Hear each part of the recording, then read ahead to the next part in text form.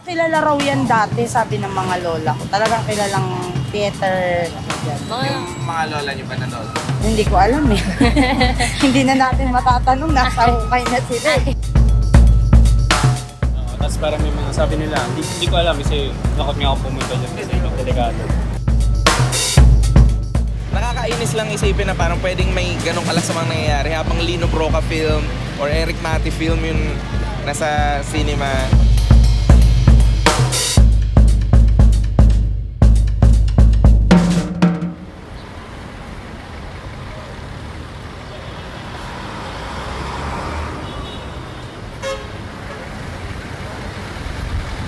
Sabi nga, kilalang sinehan din talaga siya. Isa rin siya sa mga nagpakilala sa Quiapo Church. Maganda dati yan. Oo, sikat na sikat yan. Maraming tao dyan. Talagang dinudumo, dinadagsa talaga. Mas matao, dinatasa yan. 1950s daw kasi ito lupa pa yan eh. Buhangin, wala pang ganyan. Times na yan, sabi ng tatay ko. Maganda pa po. Magaw. Tsaka mabango ng bagay, mabango. Yung sinana ni aircon niya, sa malawak. Malawak ang loob niyan. Tsaka lalaki ng ano niyan. Aircon, lalaki talaga. Parang Asian theater, sobra. Kung ano nakikita nyo sa mga SM, ganun din. Pulido yan, matibay yun. Talagang never sila nag-switch to digital posters, kahit printed posters lang. Talagang ano sila, talagang sa traditional hand-painted. Kaya maraming pumapasok yan. Times theater. Karamihan yung pumapasok, may mayayaman. May mayayaman pumapasok dyan. 50 years na, nasa 50 years na ako rin. Papalabas ang Tagalog din. Chiquito. Ang kawawang tuboy. Minsan, nanonood kami dyan, pinapasa kami ni tatay kasi kakilala niya rin yung may-ari niya, pati yung patila. So, binibigyan niya lang ng House of Prince. Napanood namin dati dyan, Shake and Rattle Roll, yan, sila Aiza. Mga taon 1997, mga ganyan. Ganun kaaga? Maaga siya nawawala, konti-unti na. Pero papatay na yung mga private. Usually, yan mga ganitong parang college ako, 2000. Mid-2000s pa wala na rin talaga siya. Siguro hanggang 2010, ganun. Mga ganun. Oo, 2010, 12, basta mga nasa ganung taon siya nagsara. Alam ko lang siya as yung nadadaanan ko kapag nagko-commute ako pa uwi.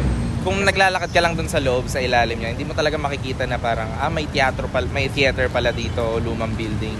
May mga nanonood, kaso hindi ganun kaano kasi hindi rin naman namin siya tanaw eh. Napapadaan ka, tapos makikita mo talaga may mga parang tarp sila yan. Wala lang nanonood. Kasi sa katagalan, pag uupo ka sa upuan nila, Makati na. Sa kalumaan. Dati maganda siya. Ngayon wala na. Nawa na siyang bodega. Mga imbakan ng mga mga bike. Mga kalapati, kung ano-ano na nandyan. Mula nung ng pandemic, hindi na siya hindi na po operate. Siyempre, yung may-ari niyan, hindi pwedeng hindi babantayan niya. Yung na yan. Pero wala nang palabas mo. Parang naging bahay na lang siya ng mga bomba films halos. Mga lumang-luma. Tapos yung mga poster nila yung mga hand-painted. Parang low-grade production na lang sila galing Amerika. Tapos nabili nila for like 3K, 2K para mapa-show. So halatang cheap yung film na sinushow nila. So halatang kung nanonood ka dun, hindi yung movie yung pinunta mo. Kadalasan ang pinapalabas nila dyan, mga adult movie talaga. Kasi naglalagay sila ng mga signages dyan eh. Nagiging pugad nga siya na parang kasi usual talaga yung mga pinalalabas nila talagang mga porn. Ang sabi, bali-balita rito. Minsan dyan daw nagpapalitan ng sa drugs, gano'n. Balita lang naman. Wala naman kaming ebidensya. Puro hearsay lang naman. Yun may mga extra offerings dyan sa mga loob. So parang hindi na siya magandang. Hindi kasi ang karamihan dyan, nakakaroon ng pera. Pero hindi iwawan ng Facebook. May nagpaparamdam daw dyan, something. Ewan po. Tapos, mag-CCR ka naman, may sumusunod sa'yo. Ano po yung sumusunod Ano na? yan? Alam mo na. Kahit na matandang babae, matandang babae, pag nakusunod ka, lalapitan ka. Oo, ganun yan. Meron mga ano lang, sex, lalo pang gas tumula. Nataas yun. Wala, tsaka Bad press is still press, di ba? Kasi yung palagi mo na lang yung palagi mo na lang mababalitaan about sa Times is like nare-rate siya kasi may mga naglalandian sa loob. Naman. Parang for me as a filmmaker, parang nabababoy. Pero gets naman na wala parang means of pagkakakitaan ng mga taong ngayon dyan.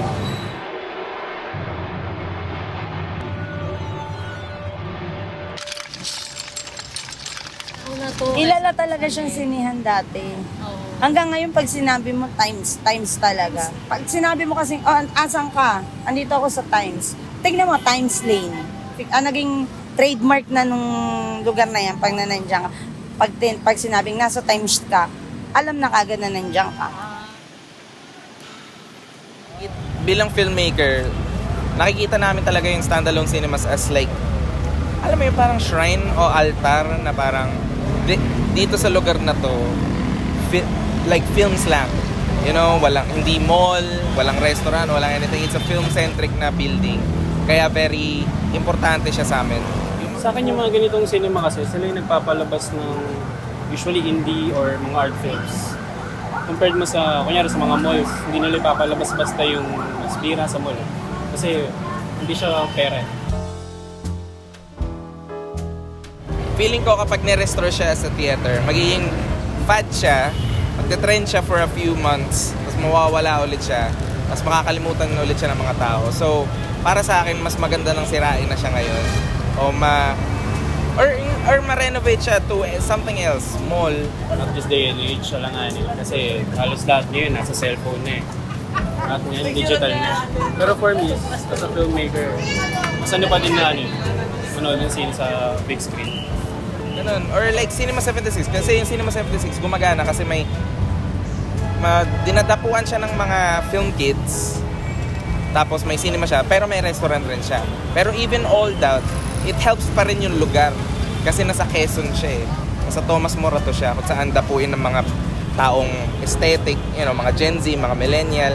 Dito, nakikita ko yung mga tao ditong naglalakad-lakad. And sila sa buhay nila, wala silang time para pumunta sa aesthetic na cinema. Mga nagtatrabaho sila, mga kumakayod lang. Kung sinabi mo sa kanila na parang may cinema dito, bago, theater, ganda, 350 ticket, syempre hindi sila pupunta. So it's better na maging ibang commercial establishment na lang siya kaysa theater.